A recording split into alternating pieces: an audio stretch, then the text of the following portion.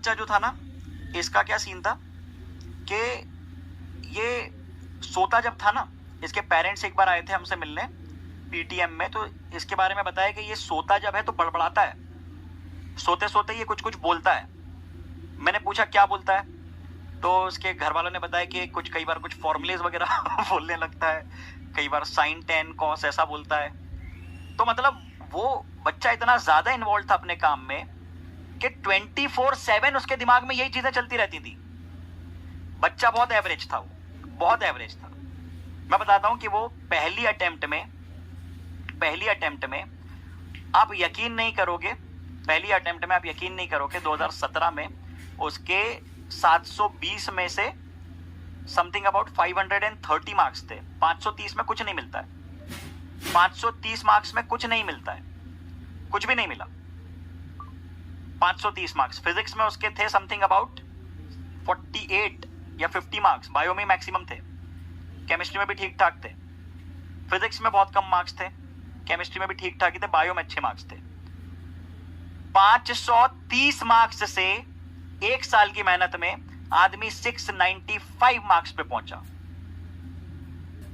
All India rank 100 के अंदर फोड़ी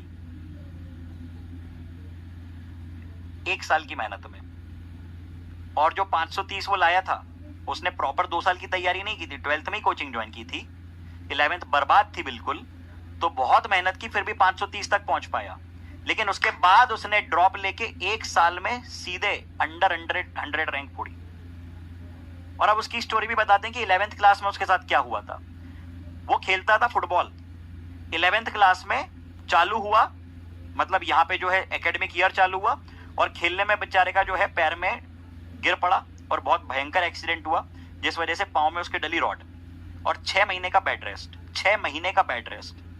आप सोचो मनस्थिति इंसान की क्या होगी, बेड रेस्ट है 6 महीने का। 11वीं क्लास पूरी सेल्फ पढ़ी उसने, और जब चलने फिरने की कंडीशन में आया, आई बस से ट्रैवल करता था इंदौर में, पब्लिक ट्रांसपोर्ट बस चलती है तो उससे आता था।